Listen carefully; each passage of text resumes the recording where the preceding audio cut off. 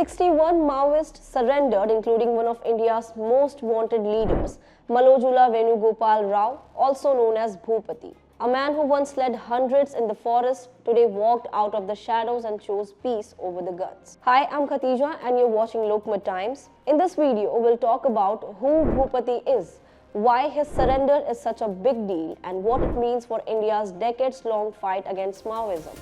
But before we get started, don't forget to subscribe and press the bell icon so that you never miss an update. So in a historic development, 61 Maoists, including top leader Bhupati, surrendered before the Gadchiroli police in Maharashtra, laying down weapons including AK-47s and INSAS rifles. Among them were 10 senior party leaders and 61 armed cadres, marking a major shift inside the CPI, that is Maoist. So who is Bhupati? Bhupati, 69 years old, is a key strategist and Politburo member of the CPI. He is also part of the Central Military Commission, responsible for planning major attacks across Chhattisgarh, Maharashtra, Telangana, Odisha and Andhra Pradesh. Over 4 decades, he became one of the most influential figures in the Red Corridor. He carried bounties ranging from ₹1 crore to ₹10 crore.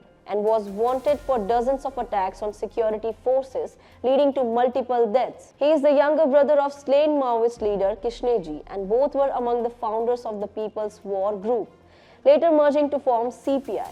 Well, his wife, Tarakka Sidam, had surrendered earlier this year. Now 9 months later, Bhupati has followed the same path. But why did he surrender now?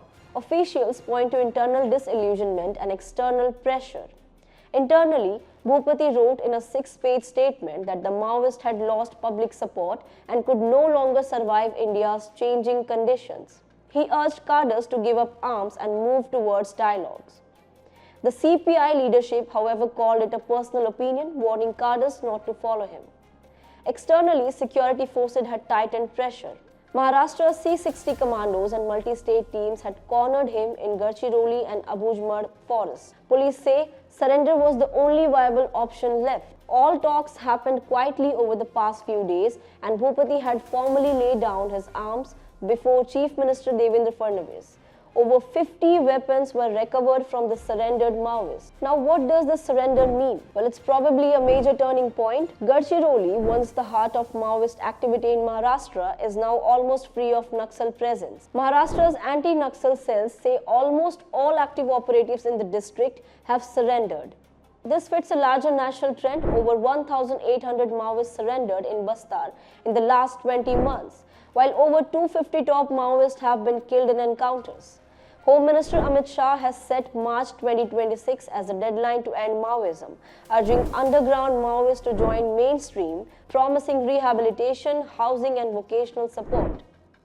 Officials say Bhupati's surrender is both symbolic and strategic. He was one of the last senior figures still active in the forest, and his decision shows the movement is weakening from within. Development initiatives and changing public mindset have made armed rebellion less sustainable. As Chhattisgarh's Deputy Chief Minister Vijay Sharma said, the people of Bastar are determined to end Naxalism. So as Bhupati, once one of India's most feared rebel leaders, prepares to publicly lay down his gun, it marks not just the end of a battle, but a new chapter of hope and peace for regions that lived under fear for decades.